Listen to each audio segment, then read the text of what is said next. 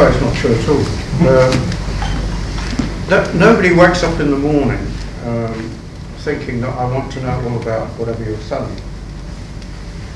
Conversely, if you're going to persuade them to buy what you're selling, whether it's an idea or a product or a service, then you've got to get them to the point where they do want to know all about it. So it's a bit of a conjuring trick, you know.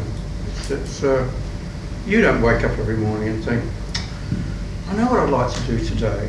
I think I'll spend today reading all the turgid bloody emails I get.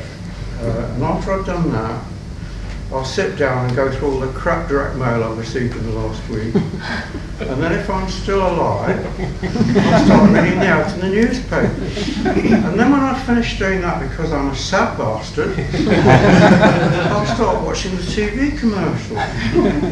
No sane person wants to do that. Our challenge, I'll say as a writer, there was another better writer than me sitting at the back. But my challenge, the way I think, I've always thought as a writer, is when I sit in front of either a screen today or a piece of paper or whatever, nobody gives a shit about what I want to say. How am I going to say something that they cannot ignore? And that really is, I would say that other than determining as much as you can about the people you're trying to sell to, the greatest challenge is to find out that one little thing that they just can't ignore. I'll give you a good example. I handled the American Express account around the world for a while.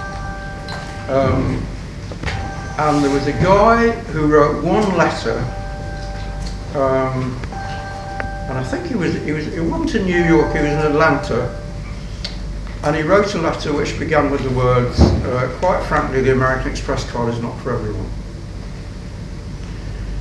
That letter ran for 13 years, and every year, twice a year, around the world, all our agencies would try and beat that letter. And I was one of many people who failed. Somebody told me a few weeks ago that I'd written one that had beaten it. Not true. Why was it such a great letter? It was a great letter because it encapsulated the two things that really matter to you when you're trying to sell anything. When you're trying to sell anything, there are only two things involved. There is what you're trying to sell and whoever it is you're trying to sell it to. You know? And all you're trying to do all the time is create a link between these two things and move them closer so that they fall in love with each other. Somebody buys something, yeah?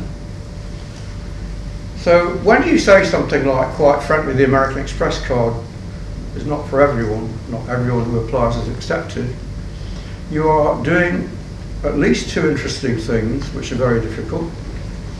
The first thing you're doing is you're positioning the product in the mind of the customer. The normal way in which products are sold, and you know it, is they are sold by saying, this is for everyone. Yeah? This is for everyone. You've got to have it. Everyone else has got it. Di-da-di-da-di-da. And the great thing about this letter was, for the first time, somebody said, this is not for everyone. Yeah? And there is another element there that works extremely well.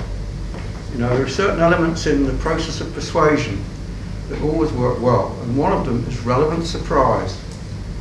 So that was relevant surprise. If you were, and I remember I did some work for Visa after I finished working with American Express, and they run a thing called Visa University in Birmingham, at the university which pretends to, not Birmingham, in Oxford, the one which pretends to be Oxford but isn't. Oxford Brooks. Oxford Brooks, yeah. I always thought they made tea, actually. And I remember saying to the people at Visa, I said, there's a very strange feeling to be here, because I spent the last eight years trying to kill you bastards. You know? And I started talking about positioning. I said, your positioning at that time, which they, idiots, they stopped running, was Visa, it's everywhere you want to be. So that was all inclusive, yeah? And American Express, well, it's not for everyone. But suddenly challenging people's preconceptions. Suddenly somebody comes along and says, hey, you know, you've got to earn the right to have this card. You've got to pay your bill every month, blah, blah, blah, blah. That's to do with the way in which the product was constructed. But that element of saying something that surprises people is absolutely essential. I could bore about this for quite a long time. I mean, what you're going to do is to shut quiet. We've literally stole that in our mastermind groups. Literally, the mastermind groups that we run isn't for everyone. They're not for everybody at the end of the day. So we stole that. We know where it came from now originally.